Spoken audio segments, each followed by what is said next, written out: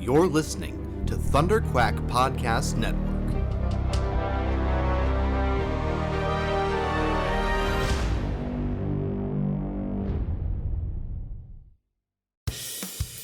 This is the Thunder Quack Podcast,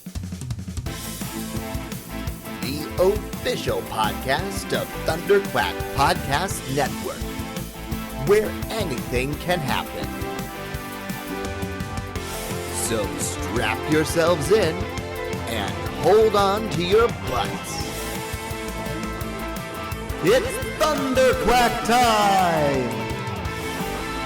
Hello and welcome back to the Thunder Quack Podcast, the official podcast of thunderquack.com, which you can get early every Tuesday over at patreon.com/thunderquack, just like our Patreon producers, Brian Mirowski and JJ Samuel do.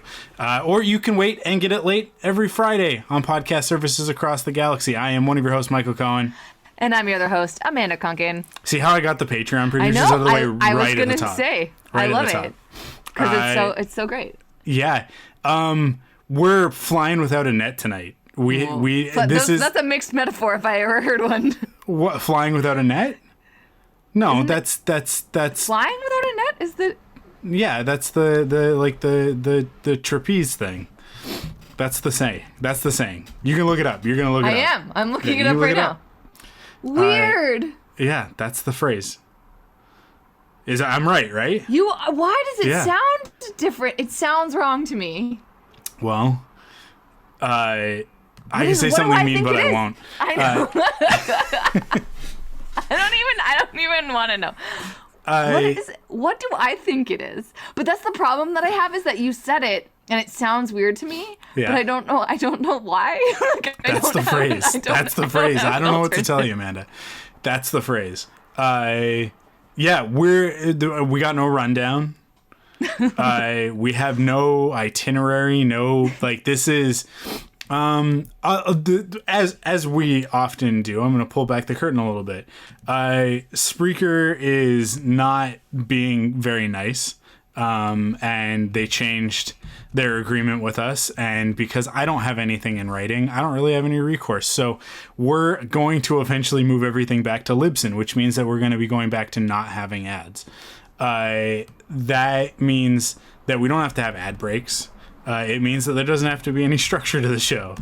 I also have found that the structure has, in my opinion, diminished the quality of the podcast. Because it makes us do something that we've never had to do, which is come up with topics in advance. Yeah, and I don't know. You guys have been awesome over the last few months, and I think that everybody else, all the listeners, have been very happy with the content that we've been putting out since the beginning of the year, and that's awesome. It's great, and your support is so important to us, and the Patreon numbers have been going up, and the engagement has been really good. So that's all positive, and that makes me happy. But I haven't been happy personally with the content. I feel like it's just been a little bit stilted, a little bit formulaic and robotic, and that's not really what we are used to doing. Now, when we were doing Quiver, obviously we had a little bit more of a formula, because it was a after show watch along type of format. But with this, I don't know. It's this is meant to be, the whole podcast is that part where we go off on a tangent and talk about whatever we feel like. So, I'll say, the episode that I noticed it, and that where I was thinking maybe we need a bit of a change, was when we were talking about politics, which usually politics come up as a result of a conversation, or just sort of because we can't help ourselves, because it's in the sort of the topic of the day going on in the real world. When I put it into the rundown and made it the topic, it felt a little bit, I don't know, targeted. It was let's talk about politics. Yeah, it was weird. It didn't feel right. And the other part of that, the reason why I put it in the rundown that week, is because it had been I think at that point, months since we had really talked politics, because when I put topics in, I'm going like, well, let's talk about this thing. Let's talk about this thing. And I was keeping it pretty geeky, not on purpose, but just because that's what the podcast is. Right. So, it just, I don't know. I just felt like we were kind of hamstringing ourselves. Do you need to look that phrase up, Amanda? That is a phrase. The part is that, you know how like when you can't remember something and your brain just starts churning on itself? Yeah. I know that I'm thinking of something and I don't know what it is. I don't know what it is that triggered my brain to start looking for an answer because then I can't find. Usually Google can help you find answers if you know what you're looking for, but you can't just be like, what am I thinking, Google? Google is helpful when you know 80% of the answer and you're really just looking for a confirmation on something. Yeah. So it's like if you don't know how to spell a word at all, Google isn't going to help you. If you kind of know how to spell the word, Google can help you figure out how to spell the rest of that word. And that's a really great analogy for like, when we go to Google looking for, let's say, political information or scientific information, depending on what you ask it, you're going to get a different result. Have you watched The Social Dilemma? No, I haven't yet. Oh, I just heard about it today. Is it good? So good. Where is it? What's it on? It's Netflix, man. It's Netflix? Okay. And it's so good. And the thing that I kind of like about it is I'm pretty sure that the actor, I haven't looked up who he is, but I'm pretty sure he was Jonathan from Angel. He's like the son, like Angel's son. Spoilers for season 4 of Angel, I guess. But I think that's the actor. So there's actually like a story within the documentary, which I don't watch a lot of documentaries, but I don't think is completely normal. But it tells like a really, like it's sort of like this mini like short film within the narrative, and it's got a really cool like that actor plays like the social algorithms, which is just like cool. But it's very. Anyways, watch it. It freaks you Vincent right out. Kartheiser, Yes. which actually I think that the majority of people would probably know from Mad Men. Because he was Pete Campbell on Mad Men. Not that I watched Mad Men. That makes me sound like I watched it. I do absolutely know him as Angel's son, and I hated him on Angel. But he's terrible. A very good actor. Yeah. But I hated him on Angel because we were not supposed to like him. You weren't supposed to like him. Yeah, it's true. So he did a good job. So yeah. Which is good. Anyways, highly recommend, and everything that you're talking about is totally like that's what it's about, right? It's the idea, and you can tell. So they obviously filmed it, I think, before coronavirus, like majority of it. Like it's sort of how you have to deal with docs. Like I feel like documentaries take a long time. People underestimate how long it takes to do documentaries. I could be wrong, but they totally added a bunch of coronavirus stuff in there, right? Where they then started talking about fake news and about how, because it's so topical, like that's the important part, right? Where it's like how you get information and how social platforms do that. The main guy that's featured in the documentary is somebody that I hadn't actually heard of before either, but seems like super like somebody that I'm very interested in knowing more and might follow him on social media. But it's such a weird and I'm gathering from the title of it, The Social Dilemma, that it is this double-edged sword, and the problem with that is that it's like we want to talk about the fact that social media is problematic and dangerous. The best way to do that for a lot of us is to get on social media, especially right now, to reach the most people and hit the widest audience. It's about how you engage, though. Like a lot of the stuff, the thing that I quite liked about it is, I mean, it's a liberal doc. Like it's like oh, these are all my people. It's like, yes, I agree.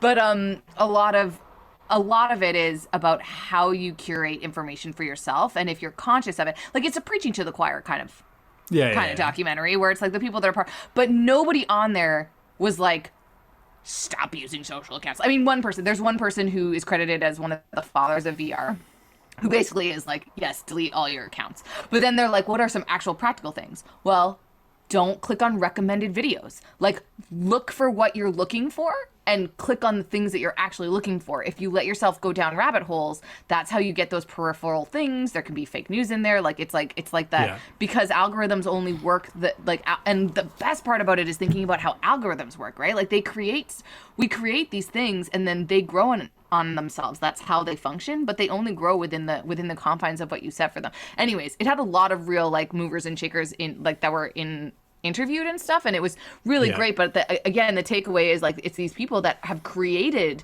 they know exactly what they created code, and they still use the things, right? Like, and it's like how they, like, I don't know, I think one of the guys that was like used to be like the head of Pinterest or really high up in Pinterest would say that he would come home and he would still be on his phone like looking at Pinterest, and it's just like because of the like addictive like quality of stuff like that. Anyways, highly recommend The Social Dilemma. But exactly what you were talking about, like sort of vacuums, or like you hear what you want to hear.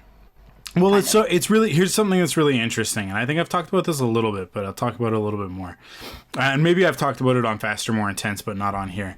I've been drawing a lot of Star Wars stuff lately, specifically Reylo, so Ben Solo and Rey Skywalker, right? And I started doing it because I was interacting with people and talking about stuff and wasn't seeing what I wanted. So in the same way that people create fanfic and fan art and stuff like that, I was like, I'm just gonna draw this the way that I would want to see it, the way that I would dress these characters and the scenes that I would put them in, right?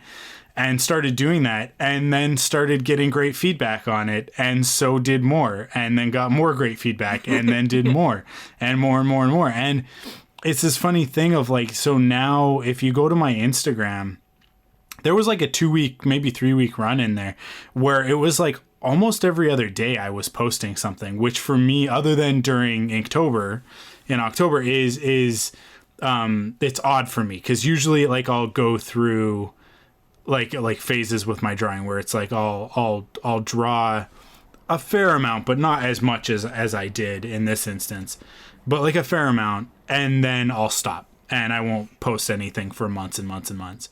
And it was like one of the longer streaks that I think I've gone on. And it was because there was this like feedback loop almost of like, I post something and then I get good feedback, and that makes me want to draw more, right?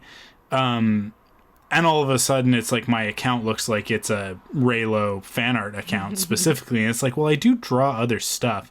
So I drew, let me bring it up, let me open up my Instagram and actually look at my timeline. So I drew I drew a dinosaur, and it didn't get it got 10 likes. 10 hearts. Not nearly as many as these other things. And then I drew Sonic, and Sonic got 9. Oh. And like, it's not like I get like in the hundreds or anything like that anyways. But I do have, let me see if I can find the one of Poe has 66 on it, right? So like that's a big number. Oh shit. Okay, we had a technical hiccup there. I don't know how easy that's going to be to cut around, so I'm just going to address it. I was talking about my Instagram, and I was talking about these numbers and how this one of Finn and Poe has 66 likes on it compared to the 9 or 10 on the other ones. And it's like this Star Wars stuff gets all the attention. So I'm just going to keep drawing Star Wars stuff. But it's like, that's not really... I like drawing Star Wars stuff, but... You do it for the clicks, yo. That's not everything for me, right? And it also, like, the whole Reylo thing is, like Rise of Skywalker, obviously you guys all know. There's a lot of negativity around that for me, so it's not super healthy for me to exist in that space alone. Like solely in that space. I need to get out of it and enjoy some other stuff. Now, see, I was Oh. Sorry, go ahead. I was having a hard day yesterday, and I didn't know what to watch, and nothing was really interesting for me. And so I ended the day realizing that there's a whole bunch of YouTube content that is Raylo-based YouTube content. Yeah. And just like shipper videos. Man, there's certain times where I just like fall into shipper videos, and then I forget about them for massive amounts of time. And then when I find them again, I'm like, you know what? This is what I'm here for. This is my sole YouTube sort of like purpose is like shipper videos. And there's some like good ones on Raylo, but there's so much. There's some that has like a couple hundred views, some that has like way more. Topher Grace's videos are really awesome too, just like the general Star Wars. Like there's that edit, that like Star Wars Always or whatever edit, which of course I found again. But I don't know. It was a like happy place thing for me too. But I was like, because I'm not getting the content that I need in real IRL. And then I also have been thinking about desert island movies. And like if you had to choose a desert island movie, and one of my things is I've been binging a lot of, I don't know if you can call it binging, watching a lot of Jane Austen movies and stuff, because Mansfield Park was posted on Netflix recently, and I hadn't seen or read that before, so it was like so great to like get to watch that. Anyways, and then I went into a deep rabbit hole of getting a whole bunch of stuff. I finally downloaded the like epic 6-hour Pride and Prejudice that I hadn't had for a really long time, because I finally found it on Apple TV when I realized that I could just download Apple TV as an app on my Roku television, and it was great. Anyways, in my desert island picks, my book would be Pride and Prejudice, because I do think I could just read that book over and over again.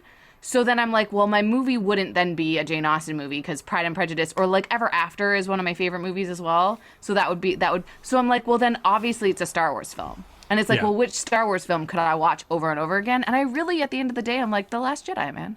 Is that yours? That would be yours? I think that is. Because I just usually I like endings, right? Where I'm kind of like, would it be Return of the Jedi? Because that, like, as a child was the one I watched the most. But I really do think, because I would, if Rise of Skywalker didn't suck so bad, I would choose that one. Because I like the conclusions of stories, and there's some moments in that, right? Yeah. But there's no happy ending. There is no exactly. So I'm kind of like, then it's The Last Jedi, and I'm kind of like, is that what I choose? Is that what I choose as my desert island movie? Think about that for 1 second. But think about it for 1 second. Think about the end of Return of the Jedi. Okay. Yeah. We blew up the Death Star. Yeah, Vader dies. Like Anakin comes back and then dies immediately. But he does get like the closure. Yeah. Like Luke gets the closure of his father saying like, "Tell your sister you were right," and then he dies. Right. Han and Leia are together. Yeah. Right. The Ewoks have defeated the Empire. Lando made it out of the Death Star. Like they blew up the Death Star, and they escaped on like just in the nick of time. Him and Wedge, and then we have like a party. It's like a celebration. And then in the special edition, we add in like, hey, also like even on Tatooine and Mos Espa, they're like, this is awesome. On Bespin, they're like, yeah, this is rad. Even on Coruscant, they're tearing down the statue of Palpatine, right? Yeah. Like everybody is like, this is super rad. The Emperor is dead. The Empire is over. We can go back to being decent human beings again. It's a super hopeful, super happy ending. At the end of Rise of Skywalker, there's no central government in the galaxy. There's not really a resistance left. Because if you're paying attention, a bunch of the resistance fighters as well as one of their cruisers get taken out in the Battle of Exegol before everybody else shows up, right? Yeah. So that's a significant amount. Like the resistance is not very big by the time that we make it to Rise of Skywalker anyways. It was never big to begin with. But it's like that most of them got wiped out on Crate, and then they gathered forces, and then most of them then got wiped out in the Battle of Exegol. On the freaking Millennium on the Falcon at the end of that. Like, that wasn't everybody. That's not everybody. Like there were more resistance soldiers out there in the galaxy, but it was a lot of them. And so like even like with the rebellion, it's like you had like Mon Mothma and these other characters that were remnants of the old Republic that very quickly established the new Republic, right? They had a political plan in place for like when we do overthrow the Empire, we know what the structure is. At the end of this, it's like they have no leadership. They have a bunch of kids running things. And I mean, like, I know like Poe is in his 30s and Finn and Rey are in their mid to late 20s, but like they really are like lacking that senior leadership element with everybody having they all died. died. The whole of it's not like in Revenge of the Sith where it's like, okay, and granted, Palpatine probably did assassinate some of his political rivals once he was the Emperor. I will not deny that. Like, that definitely happened. That's the type of guy that he was. And that's why everybody is so careful in Rogue One, where they're all like, we can't.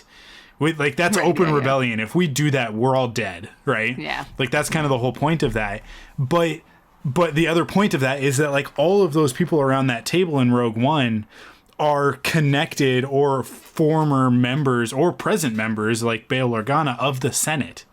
Right. Yeah, they were like tied of into the Imperial government Senate, and like, could figure it out. Yeah. Yeah, so like you're talking about like very experienced, seasoned political professionals. Not that that's always a good thing, but in any case, people who understand how to run a government. None of like in I mean, the they Force just Awakens, drained the swamp. They drained the swamp. They did drain the swamp. Well, in the Force Awakens, Well, they didn't yeah. drain the swamp. They obliterated the swamp. They atomized the swamp. Because Hosnian Prime is obliterated, right? And so most of the political structure, the government, the administration is gone. Completely gone. Not transformed into an empire, wiped out, right? So from a macro perspective, the galaxy is in chaos. That stuff that they talk about in The Mandalorian, where they're like 6 years after the fall of the Empire, and it's like, man, it's the client, right? Werner Herzog's character, who's like, it's not safer out there. Like, it's not better. Like, it's just as dangerous, if not more dangerous, because now the Empire is not controlling things, right? So it's just chaos. The New Republic doesn't have a handle on things. Well, after the rise of Skywalker, no one has a handle on things. We have intergalactic travel with hyperspace lanes that need to be regulated. There's commerce and trade happening from planet to planet, which means that you've got like contagions and stuff like that could spread in a heartbeat. Nobody's doing anything about any of this. The galaxy is not gonna fare well. Maybe that's why everybody died, and then the world had to start over again on Earth. Oh boy. No, we're not gonna do that. And then when we get onto the micro level, when we talk about our three main characters, Poe is the general of the Resistance, right? He's the general of this very small, very confused, very slapped together military outfit. He does finally have what he's always wanted, like what he's dreamed of, and what we sort of got the hints of in The Last Jedi, but kind of at what cost, right? Finn, it doesn't happen on screen. But there's no way that Finn doesn't have an existential crisis within the first month of the end of the war, where he realizes every single one of those stormtroopers I murdered was possibly a friend, maybe even a family member. I don't know. They were all innocent children that were stolen from their parents, and every time we blew up a ship, every time we shot a stormtrooper, anytime we did anything in the name of good, we were murdering our own people, right? And he is one of them. And that final battle, they did not do what they should have done, which is free everyone, like free the First Order, like everybody who is indoctrinated, who is conditioned is the word that they use in the movies. That's how they should have solved it. but the Emperor put a ticking clock on things, so they had to do what they had to do. So obviously, like that's something that I think that he can work through, but there's going to be a lot of PTSD involved in that, and especially if you go with the fact that he's force sensitive, he's going to be feeling those repercussions on an even deeper level, because he is starting to, like, he's taken his first step into that world. So he's opened himself up to the Force, which means now he can feel things. The door swings both ways, right? So, yeah, like it's going to be a rough path for him. It's not happy. It's not a happy ending for him. And basically, the end of Rise of Skywalker sucks. Yeah, and then for Rey, it's the easiest one to say. She finally found not just some like a family, because she finds her family in Finn and Poe and the Resistance and all of that stuff. But Leia and Luke are dead. Not that she was connected to Luke. He was kind of a weird, negligent uncle figure in her life. But, I love it. Yes, totally. But Han is dead, who was like her father figure. Leia is dead, who was her maternal figure. Right? She finally remembers the reality of the situation with her parents, only to then have to relive that trauma. And so but in that final moment, it's like, well, Ben brings her back to life, and then she instantly loses him. This person who she's not just like, she doesn't just feel a kinship with, but like is literally the other half of her. If the dyad has any meaning, which it doesn't, it's stupid. But it's so upsetting. If it does have any mythological meaning, then they are yin and yang. They're like, they complete each other. They're the two halves of a whole, right? And he disappears into the ether, and she's left alone. And when she goes to Tatooine, she's there alone. Yeah. And when Luke and Leia appear to her, they don't appear next to her and talk to her like Obi-Wan and Yoda do for Luke. They're way off in the distance, kind of. They're only really like half there, right? And they just kind of smile, and then she has a yellow lightsaber, and it's like, how it like that's the thing about Rise of Skywalker. There's no happy ending there. There's no closure. Even with our side characters, we have that weird moment where Janna sits down next to Lando and is like, "Where are you from?" And he's like, "Where are you from?" And it's like, why are these two characters interacting all of a sudden? Because they're two of the only black people in the galaxy, as far as we know. Like what was the point of that, other than some weird sort of institutionalized systemic racism making them put these two characters in a scene together? Like it's so confused and so weird and so odd, but like even that is like, there's a little bit of hopefulness there, but it comes so out of left field that you're just kind of smashed over the head with it. Yeah, so Rise of Skywalker is definitely not the Desert Island movie, because it'll be a really sucky desert island trip. Being stuck there. I don't know, because of all of that, I don't know if The Last Jedi can be that for me either, because there is no closure in The Last Jedi. It is literally a question mark at the end of like... But it just has the coolest... Like, I could watch that scene where they're like fighting for the lightsaber and then the ship goes...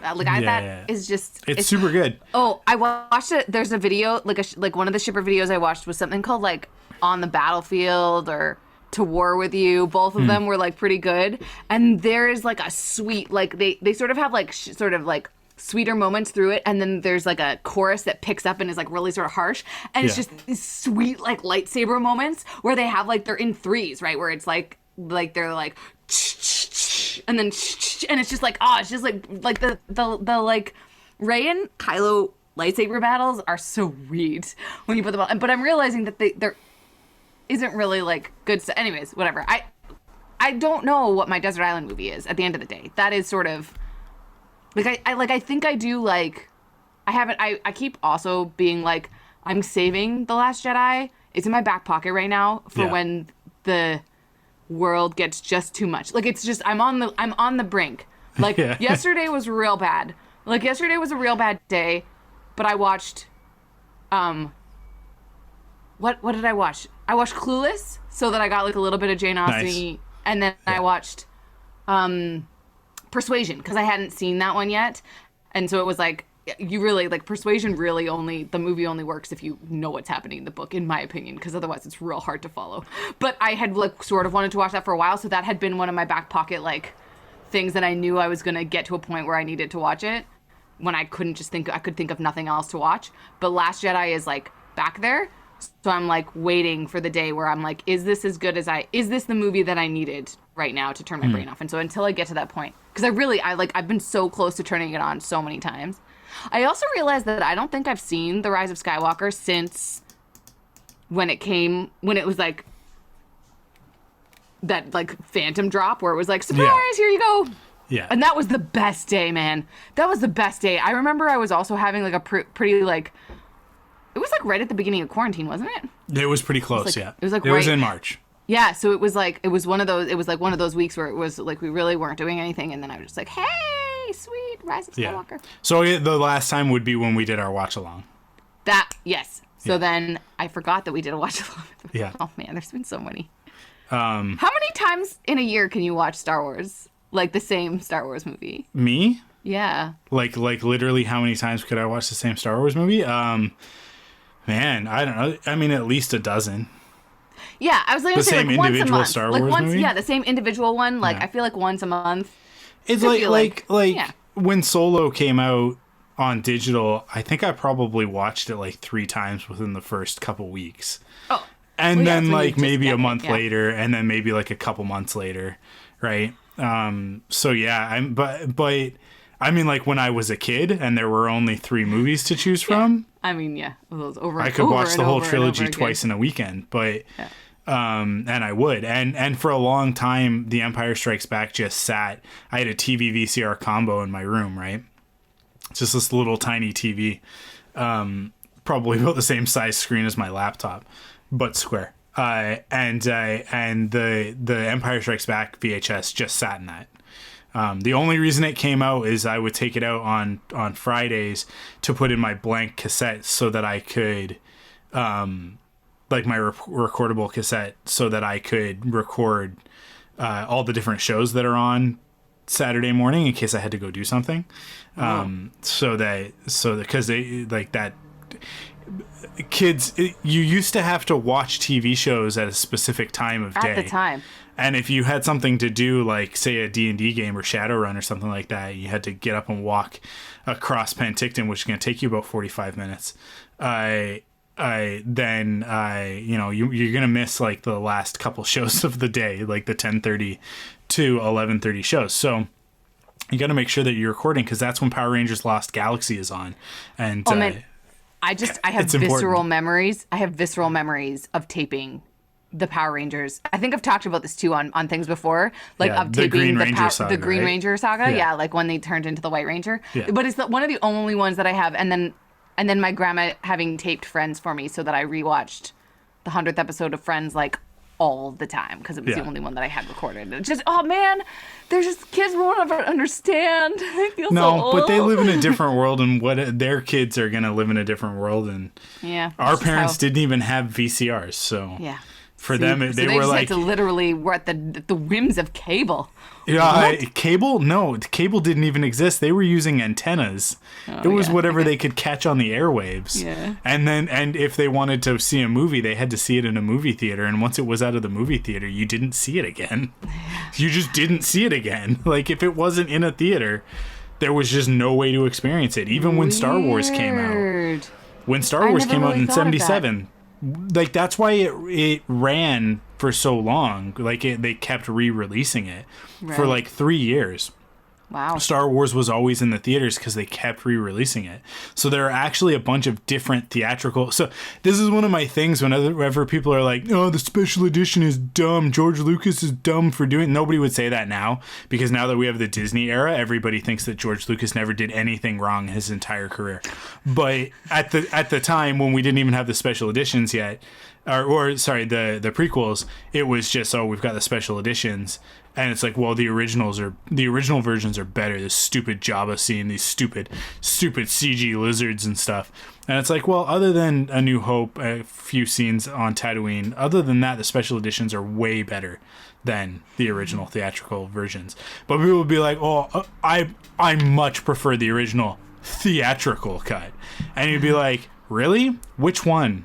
Yeah. Because there are like 5 or 6 theatrical cuts, original theatrical cuts. Because there's the one that first came out in May of 1977.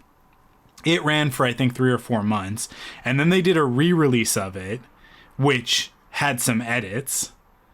And that ran for like a year. And then they did another re-release of it with some more edits in the lead up to Empire, like as a promotion of like The Empire Strikes Back is coming out in a year or something like that, like see Star Wars. And then Empire came out, and there's yet another set of edits where it's because they did them as a double bill, right? Like where you could see both movies. And so like and then the original VHS versions, which are edited for the screen, right? Like I don't know that there's necessarily different scenes or content. And when I say edits, it's like there's like 3 seconds longer in this scene, or like this alternate, like little trims, little tiny things. But they are technically different versions. And then with the VHS ones, the first ones, it's which were I think the 10th anniversary in '87. It's the first time that they're done in 3:4, right? In the old TV screen aspect ratio. So that's all messed up because there's pan and scan on that, and that's disgusting. Like, and then the THX versions came out in '95, which for our generation, if you're talking about the unaltered versions, like the THX versions, you're probably talking about the THX versions. Yeah, those are the ones I remember for sure. Are significantly altered. So like A New Hope in particular is like significantly altered compared to the actual theatrical release, not to mention the fact that they were remastered for THX. So if you want the originals, which they actually released like a pretty close to original version on a DVD, they did a special edition re-release at one point that had a bonus disc in it of they called it the theatrical cuts of the original 3 movies. And I think I have A New Hope, and it's the only one of them that I have because I didn't particularly care about the theatrical versions. And I already owned the movie, so it didn't matter. And I was poor at the time. I put the theatrical version of A New Hope in, and it looked like garbage because it hadn't been THX remastered. Like, we're talking like this was from the film, like right, a transfer from the film. Like this is like, it was, I don't know where they dug it up, but it was like an ancient transfer that they just put onto DVD. So it wasn't even the THX remastered. It looked awful even at standard def because this is pre-high def. And the colors were off. Like everything about it was not an optimal viewing experience. So people don't know what they're talking about when they say stuff like that, and it always drives me nuts because it's always like the push your glasses up. I'm a hardcore nerd. I prefer the original theatrical versions of Star Wars, and it's like you don't know what you're saying. Like you are revealing yourself as not actually a hardcore Star Wars nerd by saying that. And too much gate. I feel like I had some sort of like, again, when I was watching these Reylo videos, I went to, someone deepfaked Reylo and Rey and Kylo Ren's faces onto Darcy and Elizabeth in the scene where she goes to Pemberley. So there's like a deepfake version. And then I think that if I had gone down that rabbit hole, I could have found like a lot more. And it was real freaky. Because here's the thing. Daisy Ridley can be Keira Knightley. She really, like, it was like, sure. Deepfake messes with your brain, man. Carrie Fisher in 1977, Keira Knightley, Natalie Portman, Daisy Ridley. What's the one from Rogue One? It's on the tip of my tongue. Felicity Jones. Yeah, that's right. Yeah. They're all the same person. Yeah. Like it. There was a meme that went around for a little while of like, wow, Star Wars definitely has a type, because they're all petite, thin brunettes with British accents. Yeah.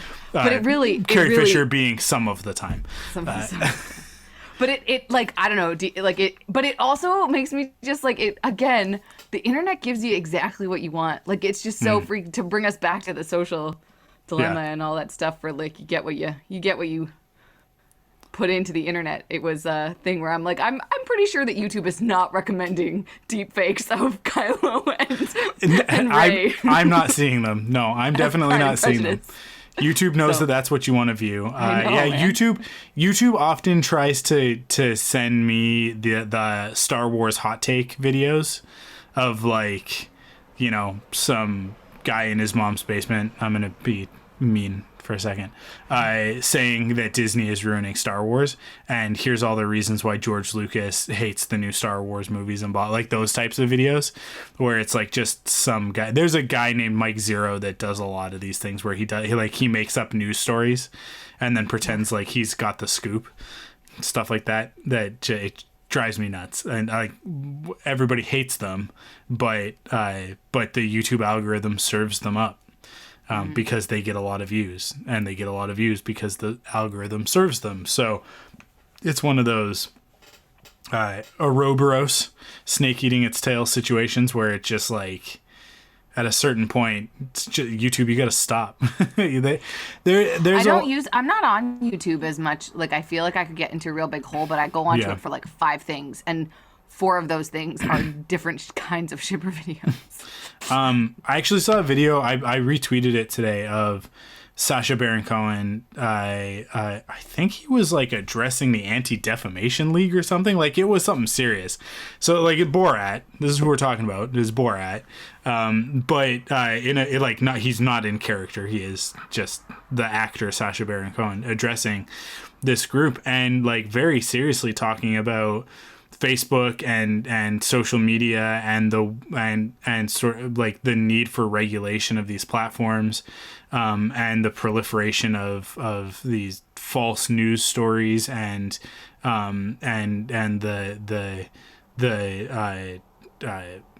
obviously like right-wing propagandist narratives, like the extremist narratives that just like proliferate through social media, and that like, if we know like the Holocaust is a thing that happened, right? There is hard physical evidence of it. There are people who lived through it who are still alive today, not many at this point, but like there are still people with that living memory, and yet there are videos posted on Facebook every day by Holocaust deniers.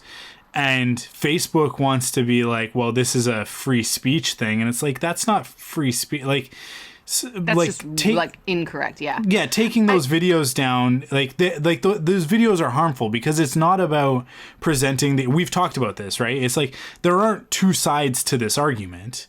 There isn't another opinion on whether or not the Holocaust happened. The Holocaust happened. That's a fact, right? Yeah. Like, to deny the Holocaust is to like propel an anti-Semitic agenda, and you put those videos out in order to rally people to your cause. So that's like, those are the actions of a hate group. So Facebook should be taking those videos down. Twitter should be taking those videos down. Twitter should be shutting off Donald Trump's account. They should, because every third thing he posts is a flat out lie, and he has this massive megaphone through their platform. Where's their responsibility? And so they've started putting little things on it to say like, oh, this is here's the actual information or whatever, but that's not good enough. No, I'm actually realizing that now, thinking about it, the social dilemma that probably actually was the thesis of it is regulate social media.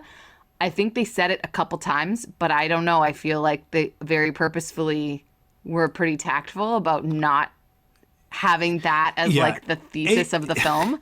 But it, like, at its core, that was a lot of what it is. It's like, you have the ability to control this stuff. If stuff was created by humans, if we put these algorithms in place, like, It just all it takes is people to do something about it. Yeah, there's a weird reaction that people have when you say that we need to regulate something, and I think it's a healthy response, but we can't listen to it too much. Because it's fear based, right? Yeah. Where we think the government's going to regulate a thing, they're going to stop us from freedom of speech or free expression or life, liberty, and happiness and all that stuff, right? Like, and like I said, like that's a good instinct to have because it makes us question things, and we should be questioning things when the government wants to regulate stuff. We should look at it and go, is this correct, right? Mm-hmm. But the place where I think a lot of people go wrong is they go, I don't want the government telling me what to do. The government doesn't tell you what to do in our society, right? In Western society, we actually dictate to the government what we want, and then they're supposed to put that into law, right? Like they're supposed to do the administrative part of making a bill and passing the bill and enforcing the bill, right? Like enforcing a new law. It's actually the people who are supposed to determine who represents them and talk to that representative and say, hey, this is how I feel about X issue. Please represent me in whatever, whether it's a Senate or Congress or whatever, right? Whatever level of government. We've turned government in the Western world back into monarchies. They're oligarchs, but it's a monarchy. We treat the president of the United States like the King of America. We treat the Prime Minister of Canada like they have ultimate power, like they can say what's going to happen. So when something bad happens, we go, Justin Trudeau, what are you going to do about this? And it's like, well, in reality, very little, because there are all these checks and balances to make sure that he can't just do something about it, right?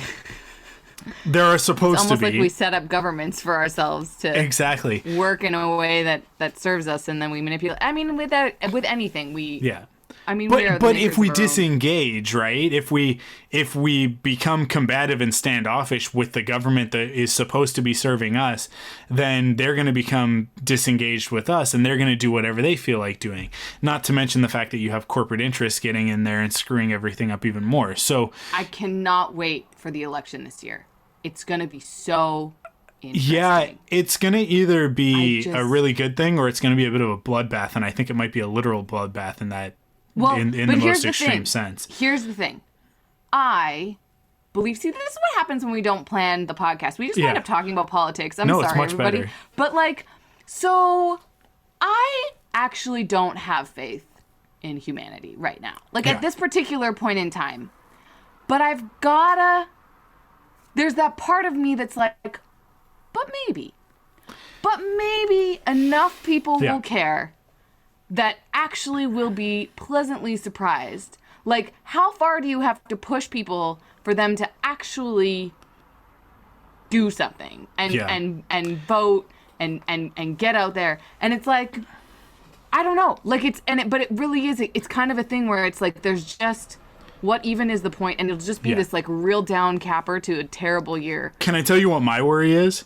I'm worried that we already know that Trump is interfering with the electoral process, right? He's already they're dismantling the U.S. Postal Service, trying to stop people from being able to vote early and vote through mail-in ballots, right? Because he knows that if people are able to do that, that he's going to lose. So he's trying to block that as much as he can. And that narrative has quieted down, but it's still kind of happening. It has happened already, right? And he's going to get away with that, unfortunately. Which means that a lot of people are going to have to physically go out to the polls on polling day. Now, it's illegal to interfere with people voting, right? It's in I imagine all of the Western countries in every country with democracy that this is in place, that it's illegal to interfere with somebody, to stop somebody from entering a polling place and casting their vote. I have no doubt that Trump supporters are going to find some way to be out and intimidating people and stopping them from going to the polls. And set your clock to it, because I think it'll probably be in the next 2 weeks where he sounds the dog whistle and gives them the idea. Because his administration is definitely thinking about this, of like, how do we mobilize more Kyle Rittenhouses to get out there with their AR-15s and make sure that the average person, not the people who are out at Black Lives Matter protests, not the people who are out and marching, because a lot of those people, I think, are willing to put themselves out there and in harm's way in order to make their voices heard, which is awesome. Unfortunately, the other side of that is that there are a bunch of people with guns, whether they have them legally or illegally, that are willing to go out and actually use those. And they've been emboldened by him recently to do that.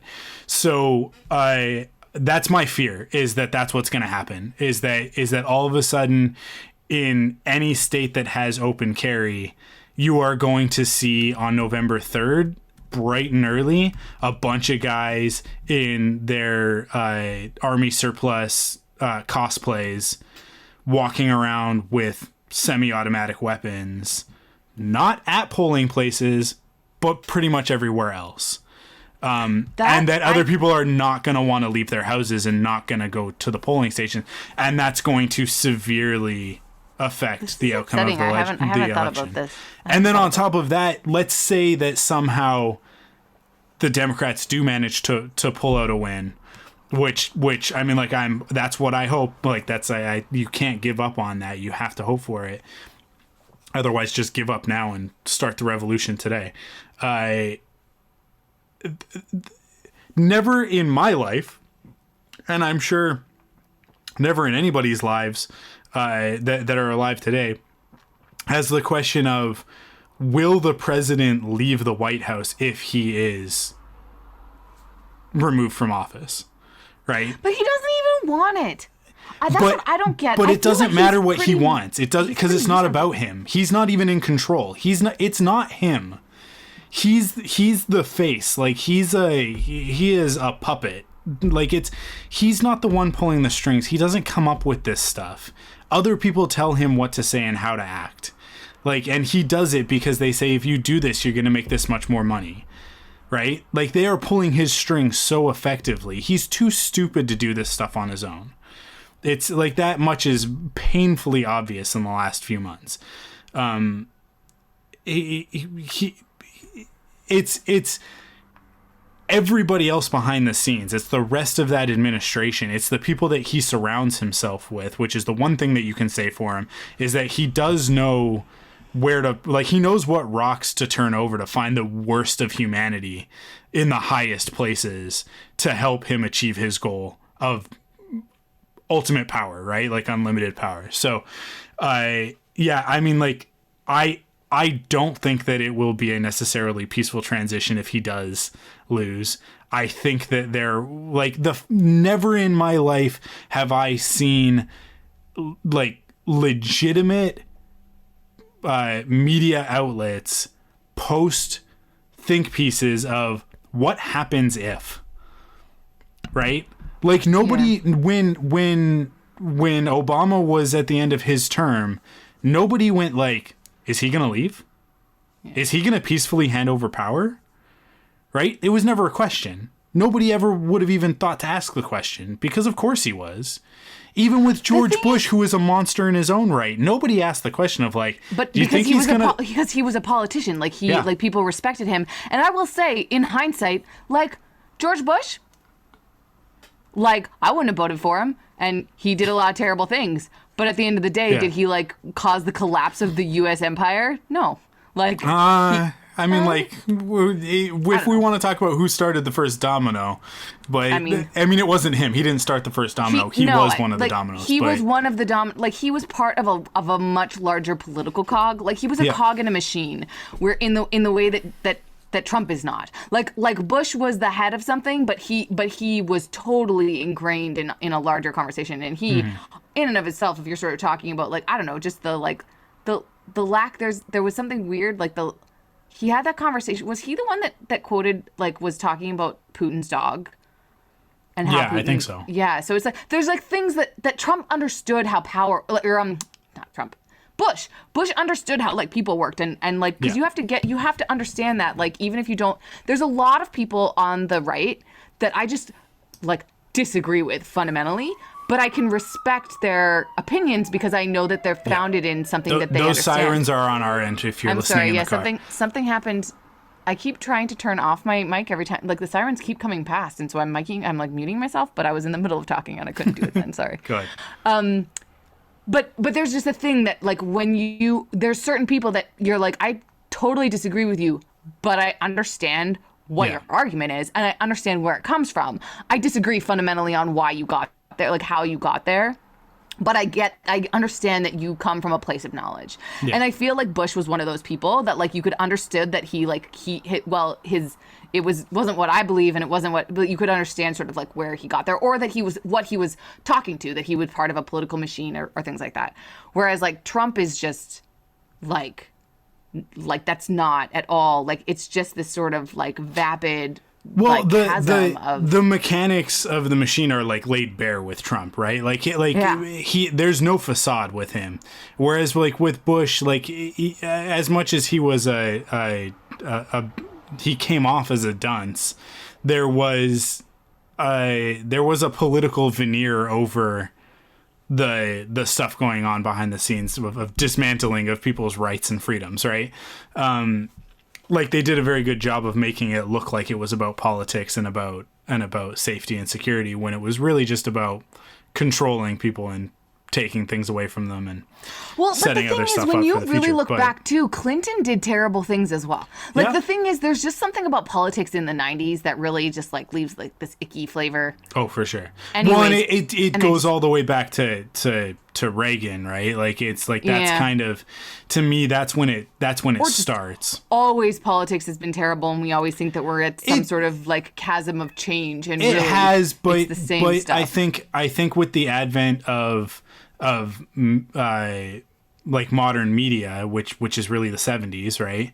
I think that the ability to talk to an entire nation and then the entire world and now to drill down specifically and target, I mean, like they're using demographic data from Call of Duty and the NRA to target people to mobilize them, right? Like the Republican Party knows where these people live, quite literally, and they're able to get under their skin and get them out there and acting towards their end, right? Again, just go watch The Social Dilemma. Everything that we're talking about is it all in this like, movie? This is, but like, yeah, but in ways that I hadn't thought about when I was watching the movie. But now all of the stuff that you're talking to me about, I'm kind of like, that's the purpose of this documentary. This episode ends up being about The Social Dilemma, even though I haven't seen it yet. Exactly. That's what. No, but literally, it's so tied. But also, it's just like a neat way to like hear people talk about technology and like what it does. Yeah. And I will say, there's always this element, and this is what I mean, like that like hope, like think that the worst is going to happen, but always hope for the best. Because the part that people don't talk about technology, right, is that, and this is I wish I should quote the actual person but like the people always talk about the singularity, right? That like that technology is going to come like to save us or whatever it is. But the part that people don't talk about is when technology starts completely taking over our lives that we have no control over, and it's not doing it for the better. And that like, that is where we are right now. Right? It's like we're not to the point where the singularity is in sight.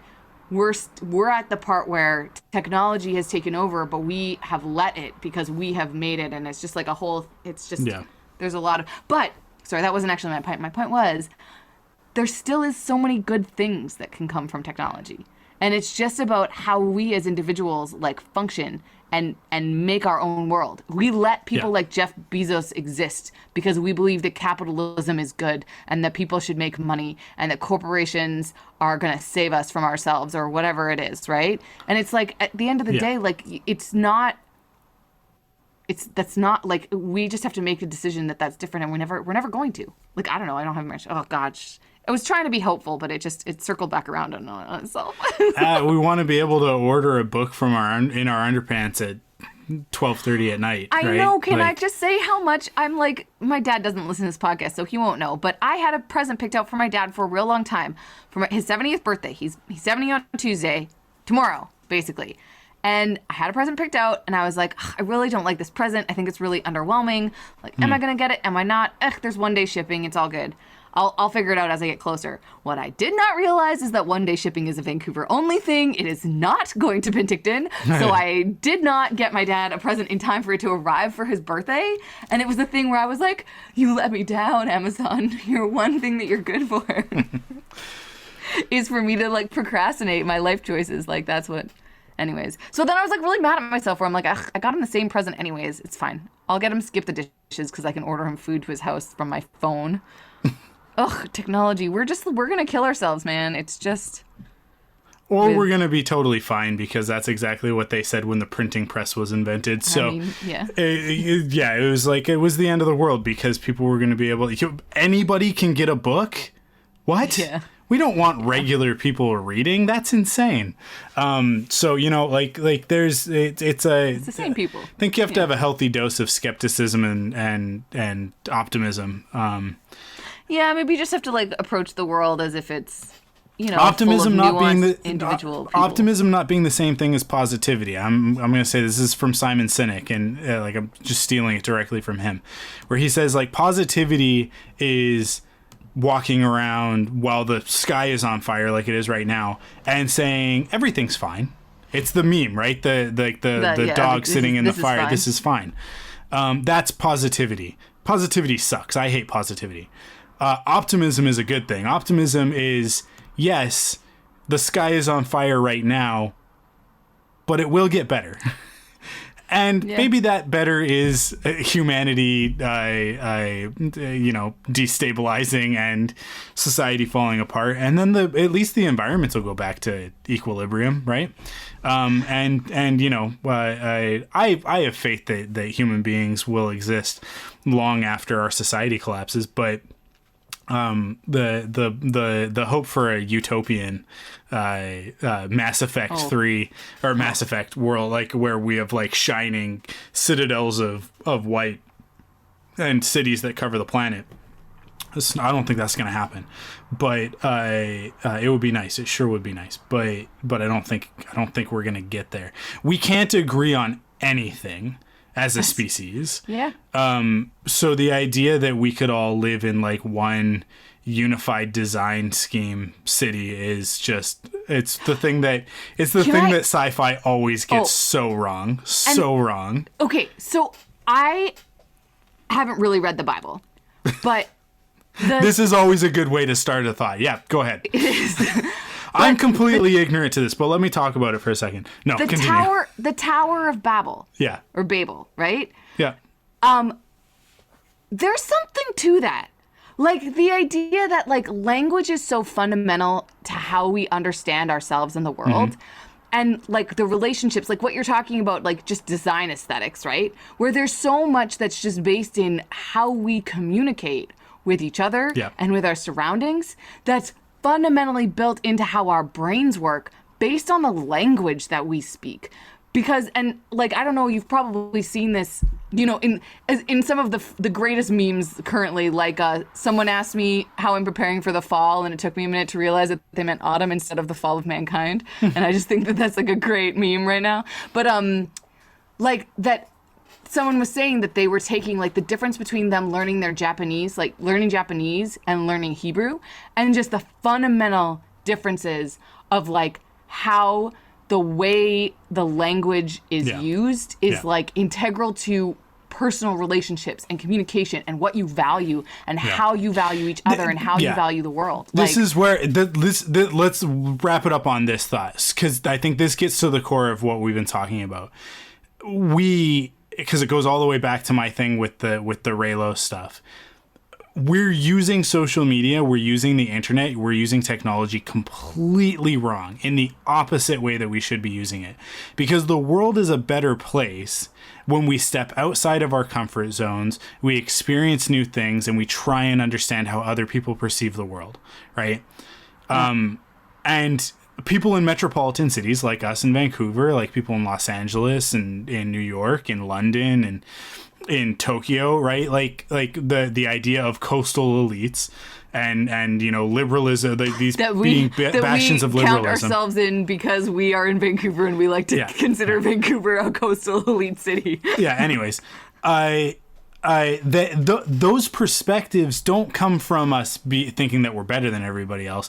It literally comes from like these different cities being metropolitan cities that most of the time they're ports and hubs of people coming in and out from different countries. Yeah. And so the exchange of ideas is on a different scale than it is in, say, Penticton, where it's very homogenous. Everybody is very similar, right? Yeah. And in the Midwest and in the South and all of that sort of thing, right?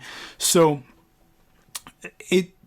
when we have access to anyone in the world and we choose to only communicate with people who think and like the things that we do, right? Like in the same way, and we create these homogenous tribes online and the echo chambers of like everybody just agreeing with you and everybody radicalizing each other on certain subjects. Ranging from whether or not two fictional characters should kiss or whether or not the Holocaust happened, right? Like it's either ridiculous or very scary. But it's all the same thing. Like if a lot of those Holocaust deniers talked to a person who lived through the Holocaust, they might change the way that they think. They might. But they're not going to because they don't have to, because they are able to create these insular networks online. So I don't know how to solve that problem. That's the problem, though. Like, I can tell you what the problem is. I don't know what the solution is. Other than I can tell you for myself, being cognizant when I am in my echo chamber, being cognizant of when that's influencing my decisions and the choices that I'm making in my life. And then also making the decision to step outside of that. And you can start small with easy stuff. Open up Skip the Dishes or DoorDash or Uber Eats or whatever. Pick a restaurant you've never eaten at and a cuisine that you've never had in your life. Start there, because I firmly believe that if you enjoy the food from a culture, that is a really great starting point to beginning to understand that culture, because you'll actually start to ask some questions of like, why is this different? These spices There's so many. That's so great. I haven't thought of that before, but where it's like in the opposite way, where it was like my way into Korean was through like media. Yeah. And then I was like, well, I'll try some of this food because it's so important to like how you relate, like even just the simple act of like instant noodles being like how you take your instant noodles, where you buy your instant, right? If you're intimidated by food like I am, because I have a lot of anxiety around food, I'm a very picky eater, start with sweets.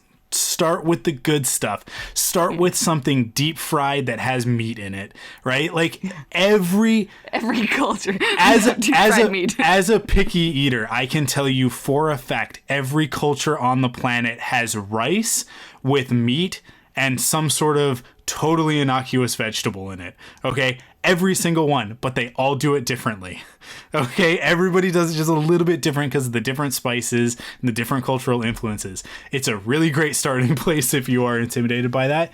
But like that will open you up to new ideas and to new cultures, and it's to me it's a really great way to step into it. That's quick and easy and doesn't involve a lot. But it can be intimidating because you open up a menu and you read things and you're like, I don't know what any of this means. But just be adventurous. We're all stuck in our houses right now, or at least we should be. There's too many people out on the street. Nobody's wearing a mask. That's a problem. We'll talk about that next week. We're all stuck in our houses right now. That's why I say DoorDash, Uber Eats, Skip the Dishes, whatever you've got, whatever app you have access to, just experience something different this week, and then hit us up on Twitter at ThunderQuackPod and let us know what you got. Yeah, but also like you can order directly from restaurants as well. Like if you're kind of like, I've heard of this kind of food. Maybe my city has food that's of this genre, and you can like Google it and just order from them directly, and they will probably bring it to you. It's actually really good when you have a guide to it, and I have several friends who've been really awesome and helped me find things within other cultural cuisines that fit my very weird. Have you ever eaten at Salmon and Bannock? That's one of my things that's on my like list right now for like and I'm pretty sure it's on one of the like border things, but it's I don't know. There's like different things that you. Anyways, I'm excited to. Cool. I'm excited to explore this. What a great task for us, Mike. Yeah, there you go. Like ways to make the world suck a little less. What are things that you can do yourself from home and make you feel better? And I think that eating is always one of them. I personally, bad day yesterday. I went and bought a cheesecake, and I have eaten half of it. There you go. It has made me feel better. And that's the thing is that food is often a thing that just helps. Yeah, it just and helps. you can just lean into it. Like when the world is literally burning around you, do something that can make you feel a little bit better about life, and that could be eating something that you wouldn't have eaten previously, and it makes you feel like you're connecting with the world a little bit. Yeah, because if you've never had shawarma, what are you doing, man? Oh my God, you're missing out. What are you doing? Oh my God. I will say, you gotta. Living in Europe, I lived for my exchange, there's just something about really good shawarma being accessible on every block. Like I was in Belgium. You don't necessarily think of shawarma like Belgium? In Belgium, but it like they had the best shawarma restaurants, and it just, So get out there. That's my recommendation. I had shawarma for dinner last night. So nice. Cool. The one last thing that I want to talk about before we wrap up. Some of my friends online, some of my friends in the Star Wars community are doing they're doing a fundraiser right now. For those who get access to the uncut version, you're going to hear us talk about Gina Carano and the ridiculousness of the last couple of weeks. But in response to that, some of my friends have put together this fundraiser for I'm trying to bring it up for trans rights. Let's see. I'll give you guys the URL. It's on GoFundMe, and it is at this is so annoying because I'm going through it on Twitter, so I gotta open it in Safari. How do I open this link in Safari? Come on, open it. There we go. It's different in every app. It drives me nuts. If you go to gofundme.com/f/trans-rights, you'll get to this fundraiser. And it's the Star Wars community raising money for the Transgender Law Center. Because trans rights are human rights. And, what is it? GoFundMe.com/f/trans-rights. -rights. That's what I got wrong. Cool. Yeah, and there's people on the internet doing good things. They are. They're almost at $8,500. It started with the goal of $1,000, and it's very quickly exceeded that. Just over 24 hours. It's amazing. I'll call out the specific people. If you give me 1 second. The Geeky Waffle is one of the podcasts that's been promoting this, as well as Maggie of the Town, at Maggie of the Town, who's a big person in the Star Wars community on Twitter. And they're kind of championing this, and it's awesome. It's just been awesome to see, because there's a lot of negativity around this controversy with Gina Carano and the stuff that she's been saying. You posted that cute little baby Yoda. I do just want to say, if you type that in that URL, you do not get where you need to be, because it's trans-rights-r-human-rights-this-it-is-the-way. Oh, does it go all the way? Okay. Yeah, just Google GoFundMe. Yeah. Trans rights. It's the first thing that comes up. Okay, cool. So, Also, just go to my Twitter, because it's all over my Twitter, and I'll pin a post about it on the Thunderquack Twitter, at Thunderquack Pod. Nice. They're only $30 away from reaching their goal. Of 8,500, yeah, but like let's get it to 10,000. Yeah, come on. Yeah, so easy. By the time you're talking about this, they will like need to get. They to their will $10,000 definitely goal. be Yeah. almost at 9,000 by the time that Yeah. people are hearing this. But yeah, I just wanted to shout that out because it's awesome. How far it's gone already, but I think that it can go even farther, and it's a good cause and a great moment.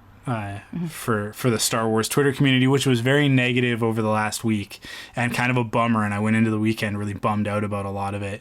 But then today has just been awesome. So Well, that's good. Twitter gives you many interesting things, Yeah. and I'm surprised we haven't talked about Chris Evans's gift to the universe over the weekend either. do not go searching for that. Just let the man make his mistake and go about his life. But I guess it's already out there. Poor Chris Evans. He didn't do anything necessarily wrong. He just made a little bit of a boo-boo. But I love Chris writes, they're just human. They're just like us. Yeah, they're just like us. They can tweet NSFW. Yeah. NSFW work. Yeah. NSFW work photos. Amanda needs to go to sleep now. Oh, I'm so tired, and I'm So it's time to go. Thanks everybody for listening. We'll be back next week. Stay safe, everybody. Wash your hands and be kind to one another.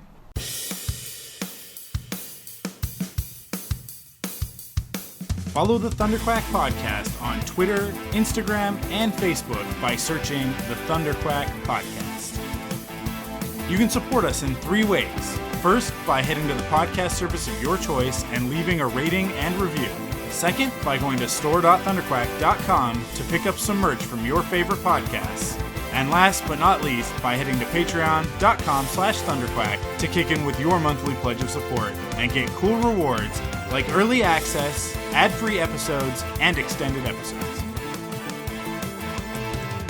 The Thunderquack Podcast is the official podcast of thunderquack.com. Head to thunderquack.com to discover more great podcasts.